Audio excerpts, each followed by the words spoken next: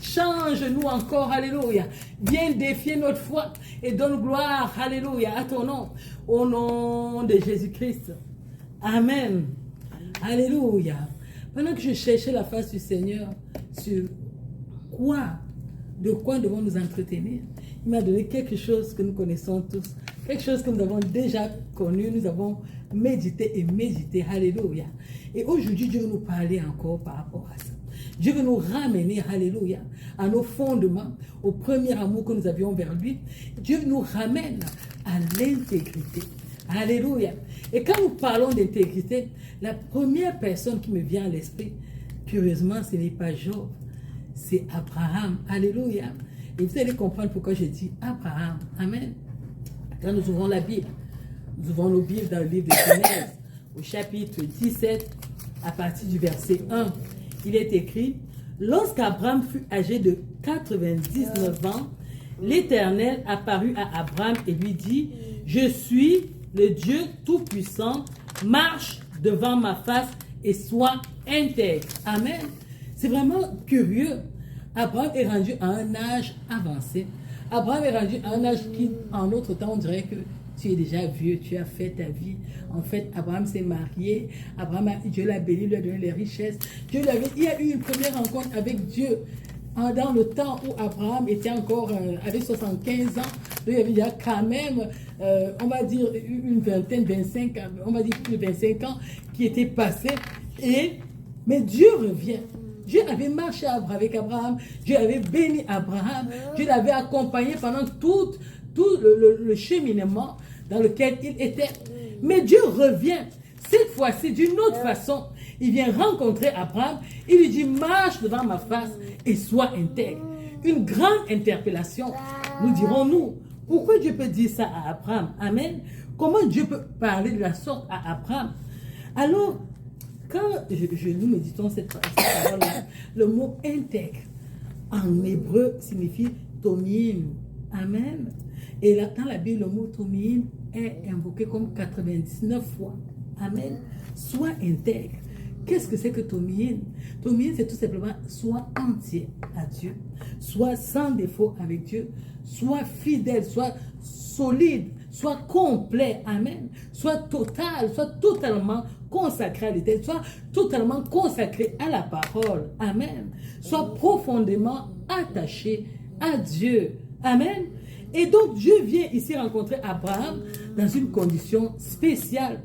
Abraham avait déjà marché avec lui, comme je l'ai dit, et Abraham avait 99 ans. Mais si vous rentrez en arrière pour considérer la vie d'Abraham, et vous n'allez pas vous étonner que Dieu lui dise, sois intègre. Vous allez vous rendre compte qu'Abraham est celui-là qui ment. Abraham est celui-là qui est dans la légèreté avec son épouse. Abraham est celui-là qui fait des stratagèmes de manipulation pour chercher la bénédiction de l'enfant, parce que Dieu avait fermé les entrailles de son épouse. Abraham est celui-là qui est capable de dire à son épouse, alors qu'il marche devant Dieu, il a une communion avec Dieu, il parle avec Dieu, il dit à son épouse, va mentir, dis ceci, alors qu'il est marié à son épouse. Abraham est celui-là qui expose son foyer pour sauver sa vie. Abraham est celui-là qui fait des tractations, qui marche selon la vue. Abraham est celui-là que lorsqu'il faut prendre des grandes décisions, il est avec son neveu, et quand il faut prendre la décision de où il doit aller, il dit à son neveu, prends, où tu vas prendre, si tu prends à gauche, moi je vais prendre à droite. Abraham ne discerne pas. Abraham ne va pas consulter le Dieu qu'il a dit de sortir. Abraham marche, mais ne dit même pas à Dieu, mais tu me fais que m'envoyer, fais que marcher, vieillir déjà. Mais tu vas m'établir où? Abraham n'est pas celui-là qui va interroger Dieu de cette façon. Abraham est celui-là qui marche, qui attend de temps en temps quand Dieu va le rencontrer pour dire des choses à Dieu. Et même que vous allez vous rendre compte qu'Abraham va manifester de l'incrédulité devant Dieu. Abraham va penser que ses pensées sont cachées devant l'Éternel. Nous allons lire un tout petit peu. Vous allez vous rendre compte, quand nous partons au verset 17, Abraham tomba sur sa face, il rit. Il dit en son cœur, naîtrait-il un fils à un homme de 100 ans? Et Sarah, âgée de 90 ans, enfanterait-elle? Et Abraham dit à Dieu, oh, qu'Ismaël vive devant ta face.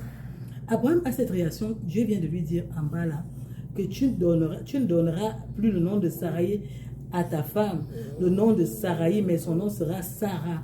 Amen. Je bénirai et je te donnerai d'elle un fils. Je la bénirai et elle deviendra des nations, des rois, des peuples. sortiront d'elle. Alléluia. Abraham marchait avec Dieu, mais il était incrédule. Abraham marchait avec Dieu, mais il regardait sa condition physique. Abraham marchait avec Dieu, mais il vivait selon on va dire quoi, les lois de la terre, la manière de faire de la terre. Il s'est dit, ok, je marche avec Dieu, mais écoute, je suis en train de vieillir, écoute, je ne suis pas sûr de faire un enfant. Ma femme est stérile depuis combien? Les raisonnements d'Abraham n'avaient rien à voir avec Dieu. La manière de faire d'Abraham n'avait rien à voir avec Dieu. En tout cas, ils étaient un couple, on peut même dire que un couple religieux. Parce qu'il avait quand même une rencontre de temps en temps avec Dieu. Mais écoute là, toutes ses actions, tout ce qu'il faisait n'avait rien à voir avec un croyant. Il mentait dans leur maison, il faisait des tractations. Il t'envoyait même sa femme qui va mentir, escroque l'argent là-bas, va rencontrer le roi, elle a fait comme ça. Tu marches avec Dieu, tu es l'ami de Dieu, mais tu te comportes de la sorte.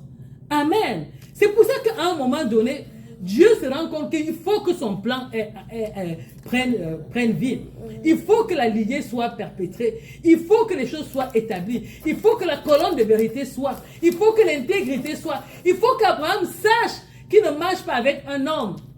Je suis Dieu, c'est vrai. Je me suis abaissé à ton niveau, c'est vrai.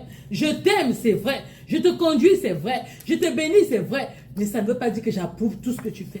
Ça ne veut pas dire que j'approuve toutes tes tractations. Ça ne veut pas dire que les chemins tortueux que tu prends, je suis avec toi. Ça ne veut pas dire que quand tu vas mentir là, je suis là, je te fais le backup. Non, Abraham.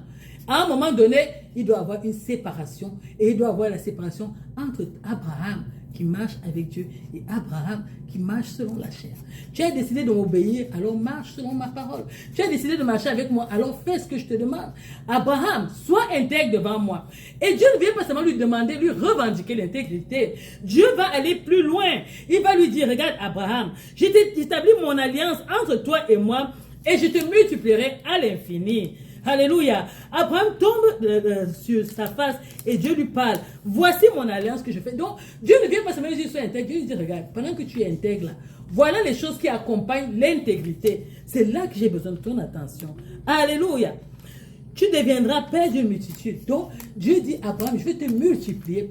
Ce que tu penses qui est stérile dans ta vie, ce que tu penses qui est limité dans ta vie, ce que tu penses que tu ne peux pas accomplir, ce que tu penses que ta chair ne peut pas accomplir, moi, Dieu, le Créateur, je suis capable d'accomplir cela dans ta vie. Et je suis capable de faire au-delà de ce que tu peux imaginer. Moi, Dieu, dans ta vie, j'ai décidé de te bénir pour l'amour de moi et de moi seul, Dieu, le Créateur. J'ai décidé que tu sois une multitude. Tu seras des nations. À cause de l'alliance que je fais avec toi, l'alliance d'Abraham prend l'intégrité. Les gens pas souvent dire, oh, je fais alliance comme Abraham. Non, l'alliance d'Abraham est liée à l'intégrité, est liée à la fidélité, est liée à quelqu'un qui est complet, à quelqu'un qui se met entièrement à part, à quelqu'un qui est consacré. Quand nous allons voir la définition de l'intégrité, on se rend compte que l'intégrité n'est pas seulement le fait d'être complet. On va se rendre compte que dans l'intégrité, on retrouve la sanctification. Dans l'intégrité, on retrouve la paix. On retrouve vraiment, alléluia, la fidélité de Dieu. On retrouve la constance. Dans l'intégrité, on retrouve la parole de Dieu. Un dévouement total, profond à l'éternel. Alléluia.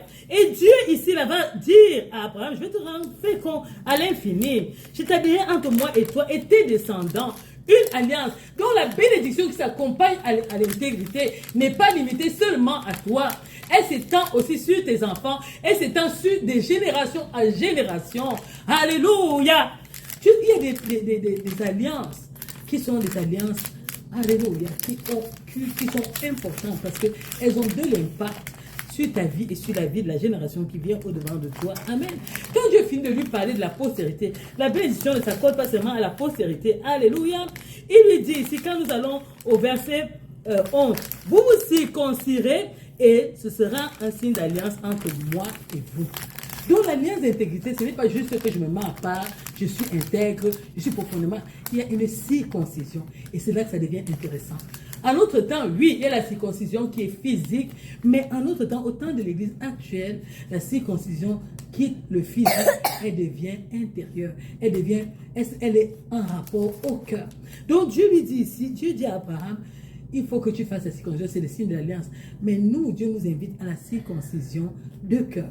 où le cœur doit être changé. Le cœur, les pensées du cœur doivent se tourner vers l'Éternel. Les pensées du cœur doivent être conformes à la parole. Le cœur, alléluia, c'est ce même cœur-là que Dieu dit qu'il est méchant, qui peut le connaître. C'est